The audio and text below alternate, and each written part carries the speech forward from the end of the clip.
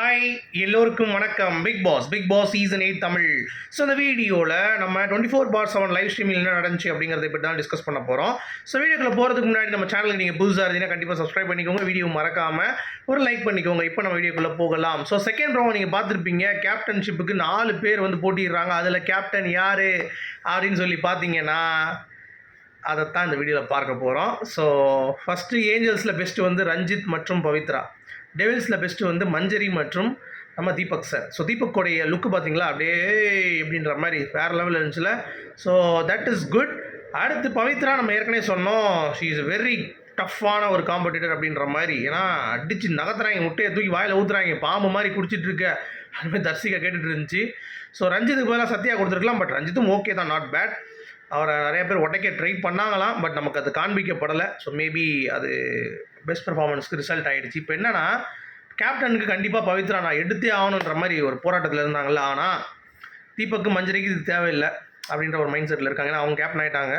சரி, அதனால் மேபி மஞ்சரி nomination free pass வேறு எடுத்துட்டாங்க அப்படிங்கிறது உங்கள் எல்லாத்துக்குமே தெரியும்.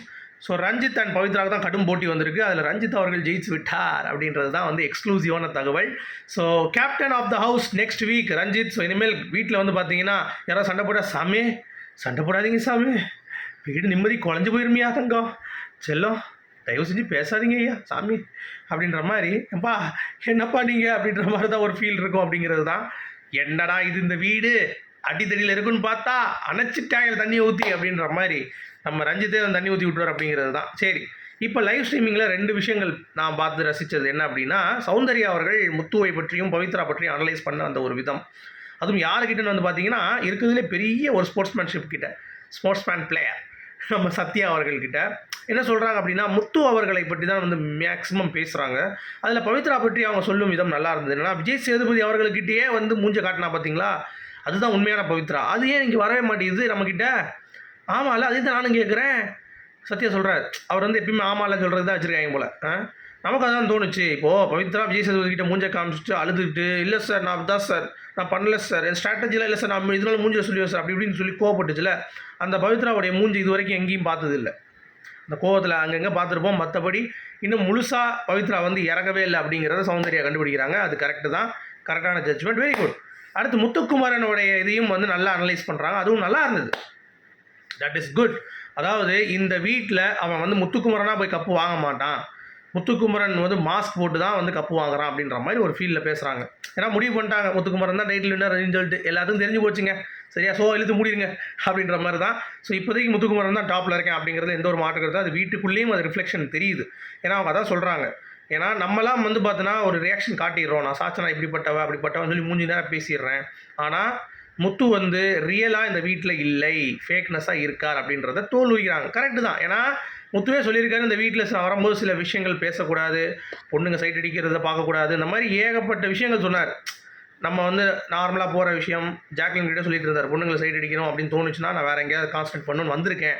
ஸோ வாண்டடாக அவருடைய வீக்னஸ் எல்லாத்தையுமே வந்து பிளான் பண்ணி வந்திருக்காரு. இங்கே வந்து கப் எடுக்கணுங்க, இங்கே வந்து நான் ரியலாக இருக்க வரல, முத்துக்குமரன் அப்படின்றது யாருங்கிறத ராவாக காட்டிட்டு நான் கப் எடுக்க வரல. இங்கே வந்து என்னுடைய எண்ணம் அந்த கப் எடுத்துகிட்டு போகணும் அப்படிங்கிறதுக்கு நான் என்ன வேணாலும் பண்ணுவேன். அது வந்து ஒரு ஸ்ட்ராட்டஜி தான், அதுக்கு பேர் தான் ஸ்ட்ராட்டஜி. சௌந்தர்யா புரியுதா உங்களுக்கு? இப்போ நீங்களும் உங்கள் ரியலாக இருக்கீங்கன்றீங்கல்ல, அது உங்கள் ஸ்ட்ராட்டஜி. நீங்கள் நான் காட்டிடுன்னு நினைக்கிறீங்க, நீங்கள் ஃபேக்காக இல்லை, நான் எல்லாத்தையும் வந்து கேட்குறேன், ஜாக்லின் தப்புனாலும் கேட்குறேன், எல்லாம் தப்புனா கேட்குறீங்க, அது உங்களுடைய பாயிண்ட் ஆஃப் வியூ. முத்துக்குமரன் அது கேட்குறாரு.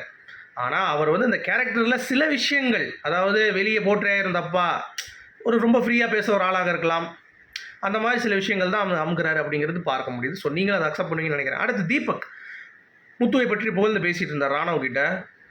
ராணவ் எனக்கு வந்து இதுதான் சொல்ல முடியும் என்னால், நீ வந்து இப்படி பண்ணலாம் அப்படி பண்ணலாம் உனக்கு சொல்லுவேன், முத்துக்கும் சொல்லுவேன். ஆனால் முத்து வந்து ஆர்டிகுலேட் பண்ணி அப்படியே தூக்கிட்டு போகிறான் பார் தட்டி, அந்த மாதிரி என்னால் அது விளையாட முடியல, அது ஏன் எனக்கே தெரியல சொல்லி ஃபீல் பண்ணிட்டு அது ரொம்ப கஷ்டமாக இருந்தது பார்க்குறதுக்கு. ஏன்னா முத்து வந்து சிவகார்த்திகேயன் வந்து அவருக்கு சான்ஸ் கேட்டப்போ இவர் தான் சான்ஸ் வந்து இது சீரியலில் வேணாம் படம் தான் பண்ணுன்னு சொன்னார். ஸோ அவன் எங்கே இருக்கான் பாருங்கள், இப்போ சிவகார்த்திகேயன் இவர் எங்கே இருக்காரு பாருங்கள் பிக் பாஸில், அதுதான் சொல்கிறார் அவரே. நான் சொல்லி ஒருத்தன் பெரிய ஆளாக இருக்கான், ஆனால் எனக்கு என்னன்னே தெரில, நான் அது ஆகவே முடியல, அது என்னோட நேரமா இல்லை நான் பண்ண முடியலன்னு கிடையாது, அது எப்படின்னே எனக்கு புரிய முடியல அப்படின்ற மாதிரி பேசுகிறாரு. ஸோ நீங்கள் என்ன நினைக்கிறீங்க அப்படிங்கிறத சொல்லுங்கள். ஸோ மீண்டும் சந்திப்போம். Good bye.